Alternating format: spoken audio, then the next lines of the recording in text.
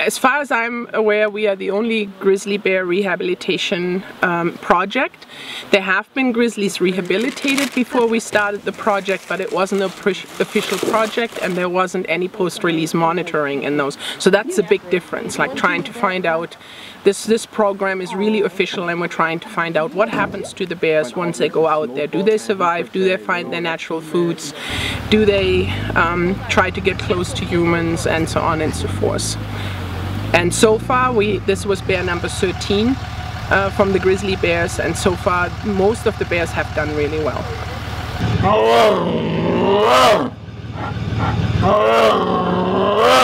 At the very least, it's giving us a really good understanding about the bears and how they're working there. Whether or not it has an impact on the genetical pool and so on, that is way too early to tell. And as far as the government is concerned, they do not see it this way. It's a more an individual welfare thing for the individual bears. But we're learning a lot, and as the numbers of the bears dwindle, rehabilitation might become much more important in the overall picture.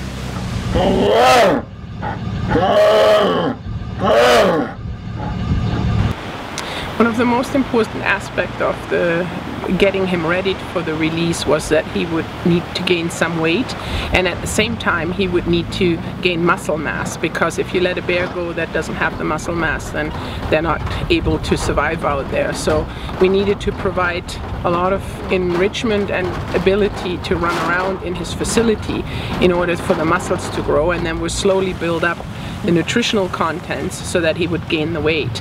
And that balance is the most important part of getting him ready for release.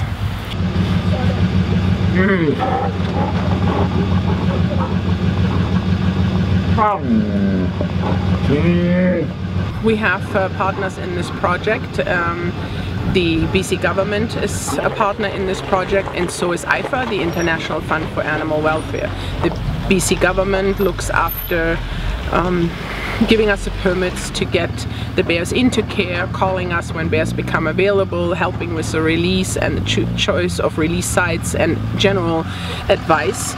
And the International Animal Fund for Welfare is responsible for the post-release monitoring. So they fund the collars and the costs that it is to look after the animals once they're out there, you know, the airtime and so on. And they also help us with costs that happen while we have them in care. It's a beautiful country, and it offers a lot of food opportunities for him. We saw a lot of berries and so on, and he started digging right away for grubs when he got out, showed natural behavior right away.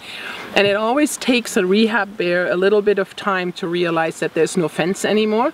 So they typically, when you let a wild bear go, they run really fast. The rehab bears usually come out a bit slower, look around, start moving, and then all of a sudden go, hey, wait a minute, there's no fence anymore, and then they go.